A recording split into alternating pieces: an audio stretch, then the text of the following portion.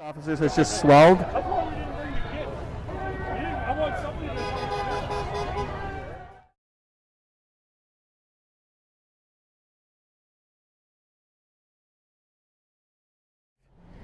For as long as I feel it's safe to be here. I will try to find a different vantage point, and I will be moving around from time to time, but I am trying to keep my distance. But right in between the generator and the bush, there's another police officer keeping an eye on everything. In the City of St Catharines, Ontario, there's a anti-lockdown protest going on. At the moment, I'm keeping my distance because this will turn out to be a super spreader event. So I'm trying to keep my distance. I do have a mask. In the advertisements or postings by the people who are organizing this, they said show up in red. So anyone in red is here to support it. Of course, anyone with signs also is supporting this particular protest. I feel bad for the 7-Eleven people. This is just choking out their business. So there's even more people around this corner. Sorry. It's really noisy where I am. I don't expect police brutality. The Niagara Regional Police, despite some issues I have with them, they're actually pretty reasonable. So I don't expect any violence. I'm looking around and I'm seeing precisely 0% of the people here wearing any kind of mask or face protection. You know, you can't immediately tell where people are from in Canada because, I mean, if you're from anywhere in Ontario, your plates will be the same. But in the parking lot where I parked, I saw a number of license plate, I don't know, what the things that frame a license plate. And there was a couple from Toronto, Hamilton, Oakville. So there appears to be people from out of town here. And it's important to note that Toronto, since the outbreak, since COVID began, has been a hotspot. So this is why I'm considering this to be a super spreader event. I do not support this particular event, and I'm quite aware that I could be platforming this type of movement. I realize that might be the case, and I realize that I might be giving some platform to these people. However, I think it is important to see what's happening in our own community. I'm seeing some of the most ridiculous signs I've ever seen in my life. Is this anti-mask or anti-lockdown? Well, they're really one and the same, are they not? To answer that question, first of all, I count precisely 0 people wearing masks, so apparently many of them do not believe or see the necessity of wearing a mask. But this is ostensibly or explicitly for the purposes of anti-lockdown. Currently, the province of Ontario is in the strictest lockdown possible, so that's what I believe them to be protesting at this time. There's a real misconception of what the Charter of Rights and Freedoms says in Canada. Everyone is familiar, or I shouldn't say everyone's familiar with, a lot of people are aware of Section 2B, which gives you the right of association and press, and it's the fundamental rights that exist in Canada. However, they're unaware of Section 1. Section 1 of the Charter of Rights is known as the Reasonable Limits Clause, and places limits on everything that follows afterwards, with few exceptions. So people don't understand that in Canada, it's not like the United States. Our rights aren't as entrenched as they are in the United States. The government may place limits on them in the form of a Section 1 application or a Section 33, the notwithstanding clause. So there are limits to our rights in Canada. That being said, in practice, rarely would a superior court, a court of appeals, or the Supreme Court of Canada ever really restrict your right to movement. It's only in extreme cases, and I would call a global pandemic, I guess, an extreme situation. People assume that my attendance here is in support of. I want to make it clear, this is like the 5th time I've said this. I'm only here to show people that this exists in Ontario, in Canada.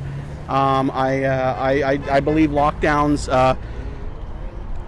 are meant for the ultimate good. The Premier of Ontario, the Prime Minister of Ontario, or the Prime Minister of Canada, they don't want this. They don't want this to happen.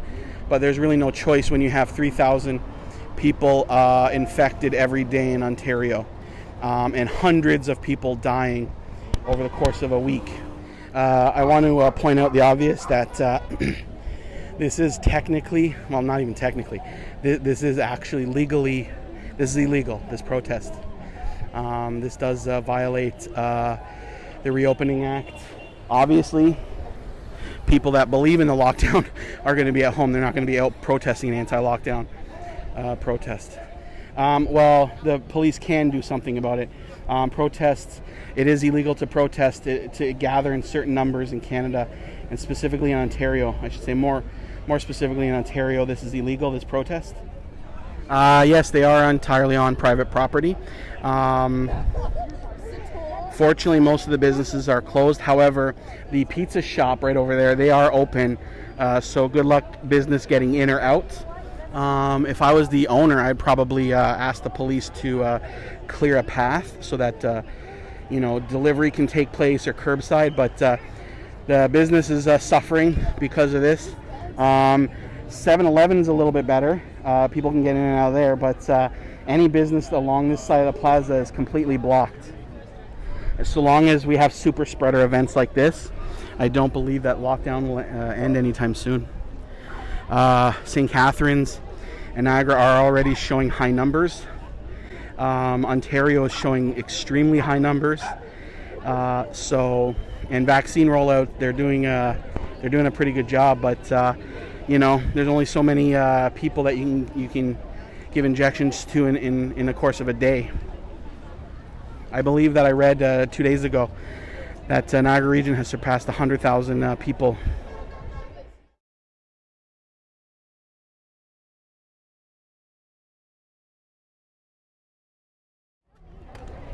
Did you have any questions? Are you one of the organizers? No, I'm one of the active members. Yeah, if you're willing to go on camera. Yeah. All right, do you want to grab this? Thank you. You don't have to give your real name, but I appreciate it. Yeah, what's going on? My name is Cullen McDonald. I'm the co-founder of the group called Stand for Thee. Is that a Facebook group or? Facebook, we have a website, yep. And what does that mean, the Stand for Thee? Stand for Thee, well, it comes from our national anthem, right? And to stand on guard for thee means to stand up for your country, to stand up for all the fundamental freedoms that make our country possible. In the words of Randy Hillier, without freedom, we have no Canada. So you said you weren't one of the organizers, but you are involved with this particular rally?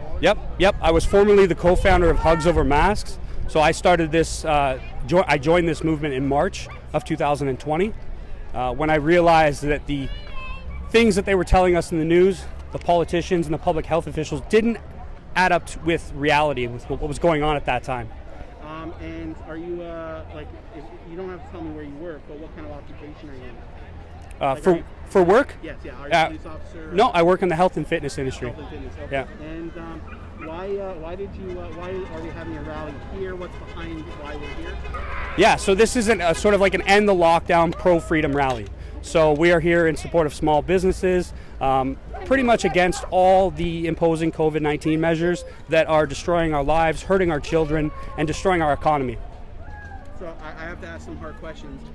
Do you believe COVID's a real thing? I'm hearing some people say it's not real. Yeah, you're going to get all kinds of opinions here. I believe it's real. I actually believe I had it in 2019, December, the very end of 2019. I definitely think it's real. I think viruses are very real. We all get the flu. It's a severity level, yes, it's higher, it's more infectious for elderly people, but the reality is the vast majority of the population, and I mean you're getting close to past 90% of the population, have about a 99.7% survival rate, making it only slightly worse than the flu. I'm noticing that obviously nobody's wearing a mask. Some of my people that are commenting, because I'm broadcasting live, some of the people where I'm broadcasting live, they're saying that masks don't work, and but there is a difference between anti-maskers and anti-lockdown. Yep. Do you believe that they're the same? Are they different? Well, the masks are very much a part of the agenda that I'm talking about, right? What I'm explaining is government overreach and public health, unelected public health people making decisions that are affecting our country. So this is much bigger than just masks. I always go back to the science. That's what I do. I supplement science, right? I look at the peer-reviewed studies. It was the first thing I did. I went on PubMed, a website that you can get peer-reviewed published medical article, and I looked at the last 50 years of science that we have on masks. Do they work scientifically, like the peer-reviewed science we have? They offer little to no benefit, and in some cases, they actually have a net negative impact. Now, are they going to kill you? No, absolutely not. If you want to wear them, we have no problem with that. This is pro-freedom. This is pro-choice, right? That's what we're about. For medical freedom.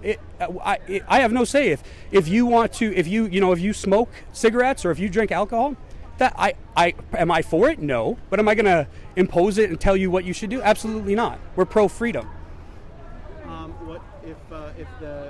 Do you believe that the leaders in Ontario and St. Catharines and Canada, do you believe that they believe the masks work? The leaders, are you political leaders? Yes. They're, in the words of Doug Ford, our premier, the leaders, the political leaders have absolutely no control of what's going on. These decisions are being made by public health, and Doug Ford said if anyone goes against public health, it's like tying a rope around your neck and jumping off a bridge. So if our premier is saying that he has no control over the public health measures that are being imposed, definitely our mayors have no control. What they're doing is protecting their job. They're being given orders that they cannot defy, and they have no choice but to accept them and then try to keep the peace as best as possible. That's all they're doing. So what would be the purpose of enforcing lockdowns or masks? That's the greater picture. So that's where it really starts to get into the conspiracy side of what we talk about here. There was a leaked Liberal email, and this was released in October of 2020. Okay, it outlined everything that's happened in the last year up until right now, up until this third lockdown. It predicted it with 100% accuracy in prediction and timing. So. And there was about 11 predictions. I'm paraphrasing 11. I don't know exactly, but about 80% of them have come true. So what they're leading us towards right now is what's called the Great Reset, and that's not a conspiracy. The Great Reset is a real thing. They have these summits every year in Davos, and the billionaires of the world get together, and they're talking about. And our president Trudeau has gone on record saying that they want to use this pandemic as an opportunity to roll out the Great Reset. So the Great Reset is talking about basically resetting our economy. So all this debt that we're incurring, I think almost $1 trillion we've spent, everything we're doing, it's all going to just be evaporated. But it's a socialist thing where the government will own everything. So you will own nothing, but you will be happy because you don't have any debt. And that is what's coming. So along with the digital passport, the digital ID, which is not a conspiracy, I think it was Ontario government, they released it last year. They're going to do it this year. Now people are talking about the vaccine passports, and we'll see.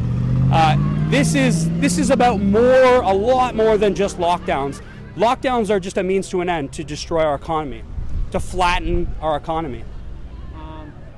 So vaccines in Niagara, there's about 100,000 vaccines that have been issued.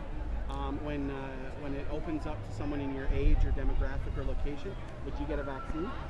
Well, I'll say two things. I was severely vaccine injured as a child. So I've spent a decade researching vaccines.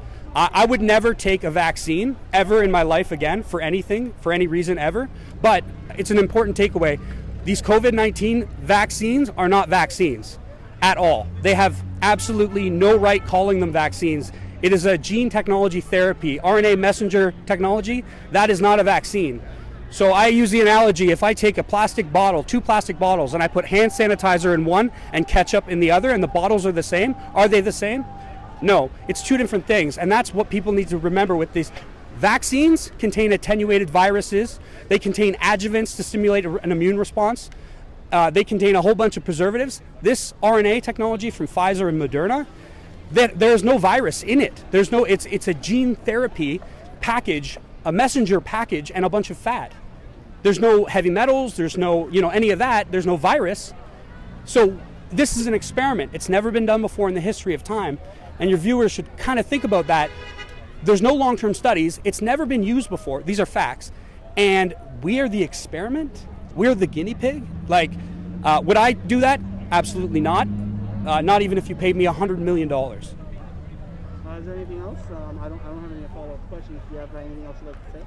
No, guys, it's just I know there's going to be people on both sides, and this is a highly politicized conversation, but this is unprecedented. This has never happened. And we all just need to take a step back, remember our humanity.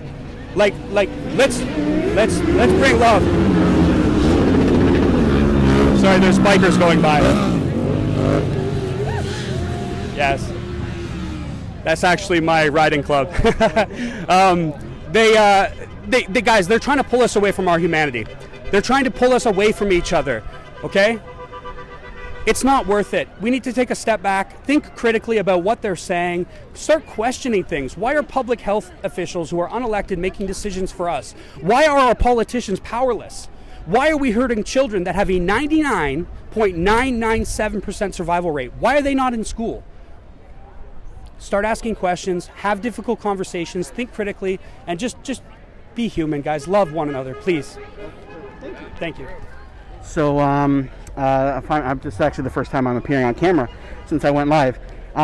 So, as I mentioned before, I recognize that there's the potential for me to not gaslight, I apologize, to platform some of these ideas, and that's not my intention, or at least I understand that I am providing a platform to these people. However, I think it's the benefit, the net benefit of sharing these ideas with others has some purpose, even if it does come at some cost. I want to make it clear that there were a number of allegations and unverifiable facts in the statement that was just made, but my purpose here I wasn't trying to shame or attack anyone. I will fact check some of what was said later, but you have to understand that a lot of the claims that were just made are unverifiable, and they don't stand up to the smell test. The sun's authenticity, maybe I should believe on a different type of sun, one that shines at night. Can you promise me that you won't be scared? Don't let them scare you, or I will make all go away. I'll make it go away. I'll make it go away. I'll make it go away.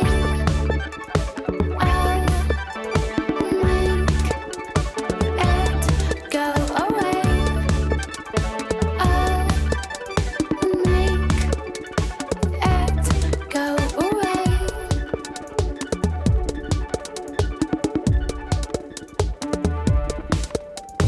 Can you guarantee my own authenticity?